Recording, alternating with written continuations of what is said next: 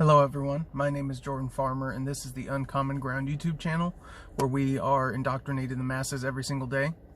And today I'm going to be discussing one of Trump's more controversial statements, and that is that the fake news media is the enemy of the people.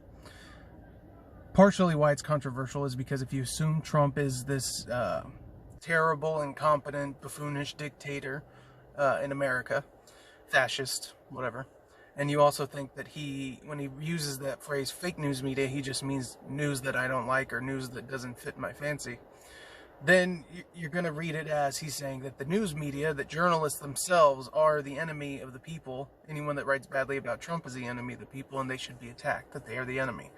And that's why it became so controversial and it blew up to such a large scale.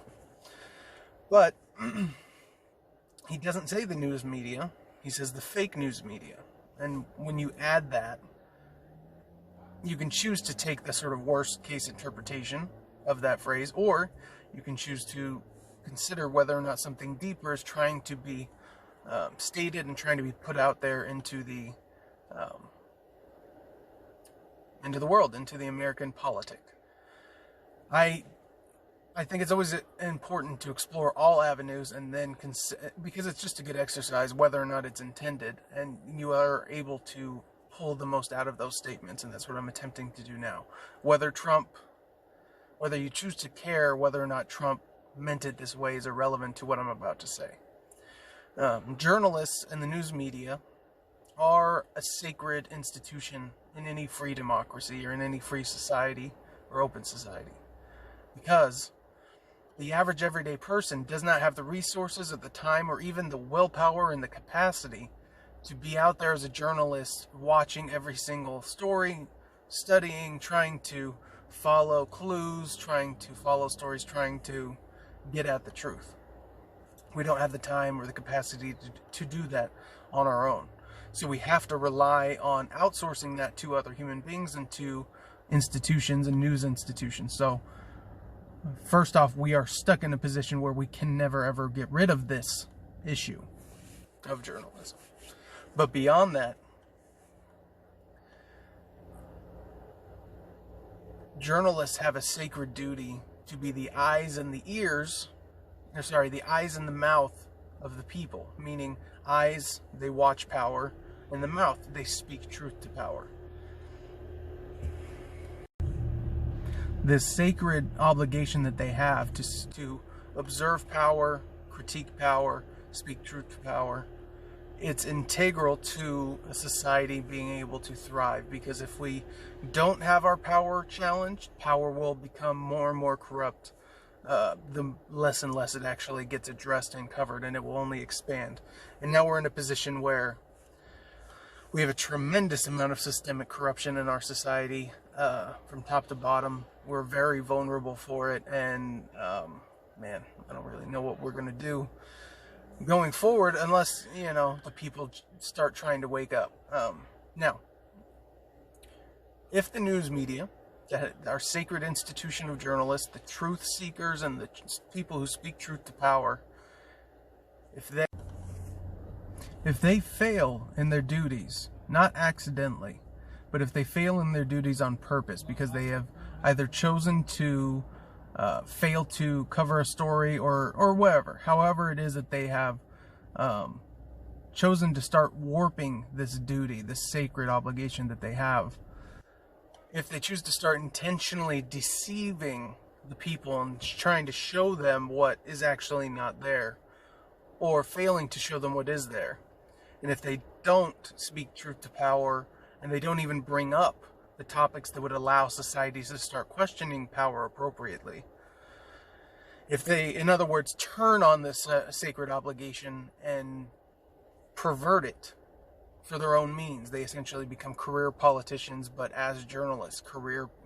journalists, that would entail essentially someone making themselves the enemy of the people. If you're intentionally deceiving people and you're intentionally manipulating people, and you are, as a result of that, going to cause, harm will be caused to our society as a result, you are effectively the enemy of the people.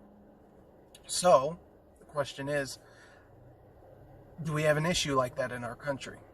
Do we have an issue where our journalists and our news media and our institutions of journalism and our institutions of truth-seeking and critiquing power and educating the masses on how to operate effectively in doing all this, have they failed in their obligation? Have they chosen to manipulate things in such a way that would justify being considered the enemy of the people?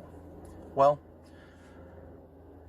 as with everything, there's a spectrum of individuals that what I'm about to say, will only apply to some, depending on what I'm saying. Some folks that are in this profession are 100% absolute, concrete, seeking the truth and seeking the stories and speaking truth to power journalists. Primarily today, these are independent journalists, people that have online followings that can support them financially and allow them to pay for the coverage of events or pay for the things that they are trying to cover. Then you have institutional, or what I would consider corporate press. So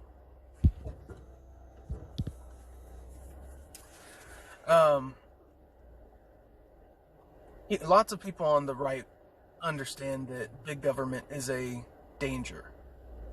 And lots of people on the left understand that big business is a danger and can corrupt institutions, can corrupt government.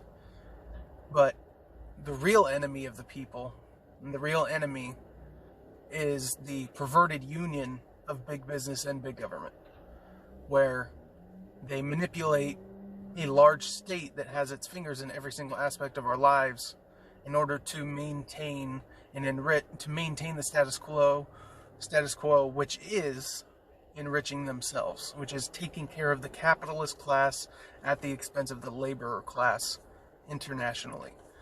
I am not in favor of the communist revolution, but I am in favor of rebalancing international financial agreements and within nation agreements and laws and policies, so that the balance so that the market forces are balanced in terms of affecting capitalists versus laborers. For 50 years, it has been perverted, at least 50 years, and in many other ways prior to 1963, there were disruptions, but basically,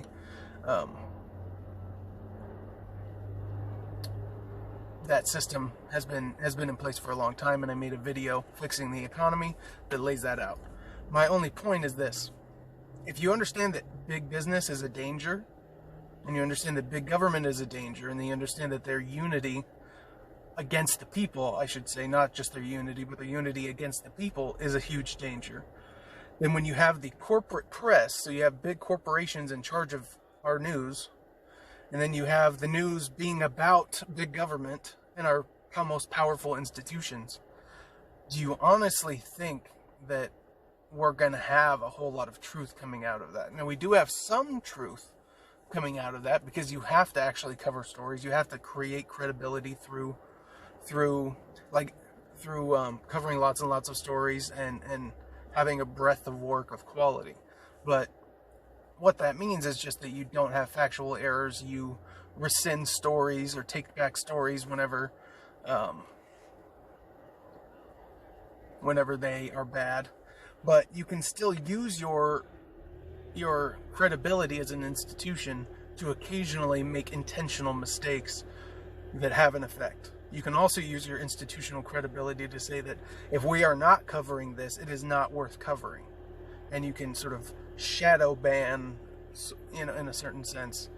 You can shadow ban news and say that which does not get discussed or covered at all simply doesn't happen in the eyes of the public. And that's very much the way it works. So, because we are in this position where we have to outsource the gathering of facts to other people. So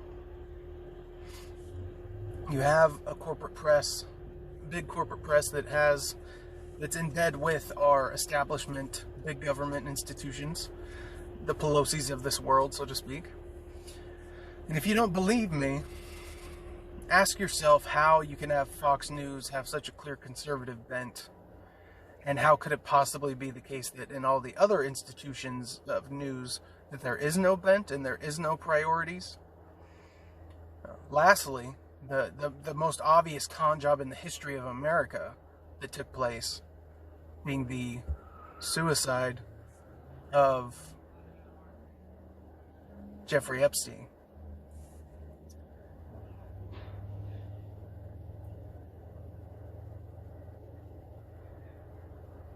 The story about Jeffrey Epstein, there's a leak on Project Veritas that showed that an ABC News reporter had the story about not only Epstein, but Epstein involving a girl named Maria Farmer. So it struck home with me because I share the same last name as her, so it felt very much like a family member was taken by this monster. So it stuck with me.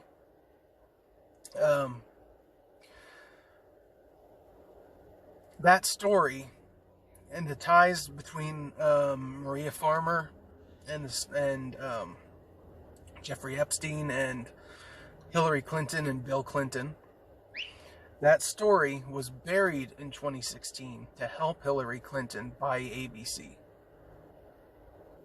And then the person who leaked the recording of that information, who wasn't even at ABC anymore, but was actually at CBS, got fired from CBS because this got out and was leaked.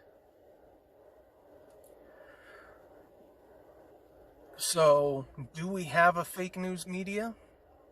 Between outright lies, manipulative language, careful half-truths, careful tailoring of very, very partial truths, and the most important manipulation of all, which is when you cover something, and when you cover a story, and whether you cover it at all.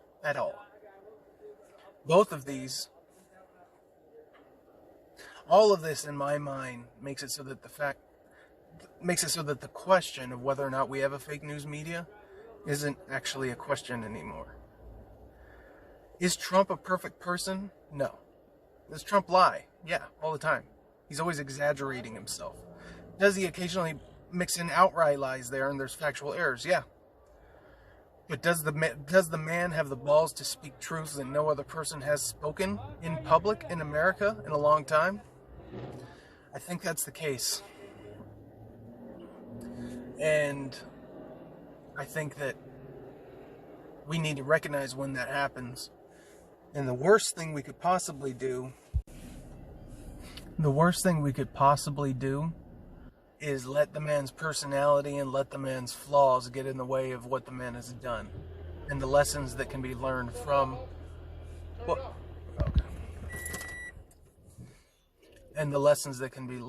his presidency. Because whether you want to admit it or not, on all sorts of different metrics and on lots of accomplishments, whether it's reversing economic inequality and delivering for the working class, economic underclass, working class, and making tremendous gains in foreign policy and weakening our enemies and strengthening our allies. He's done that. He has increased military spending within NATO in order to strengthen our military alliances through NATO. And his causing problems with NATO that you've heard about was literally him asking them to spend what they said they would spend. They agreed to 2% GDP spent on military stuff, and they wouldn't do it. And so he's telling them to do it, and that's what you heard about him, damaging NATO, which is a joke. China, tariffs and sanctions, had one of their worst economic years recently. Although now, because of our own economic issues and the lack of saving of our economy, we might be looking at being surpassed by China in 2028. But anyways,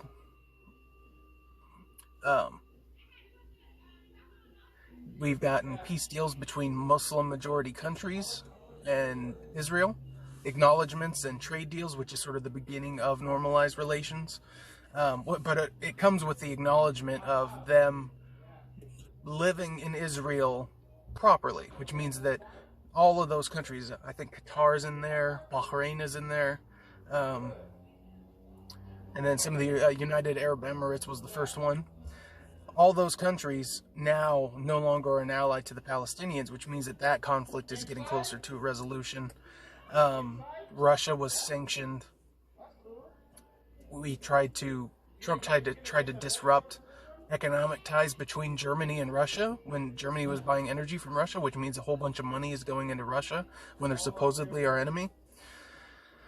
There's a lot to be learned from Trump's presidency, and I just hope desperately that we do not let all of that be lost, because the man himself is extremely flawed, and the man himself is far from the ideal president. He still has done a tremendous amount of good things, and whether or not you consider him a good person is irrelevant to the effect of his accomplishments. That is all. I hope you have a great day. Peace.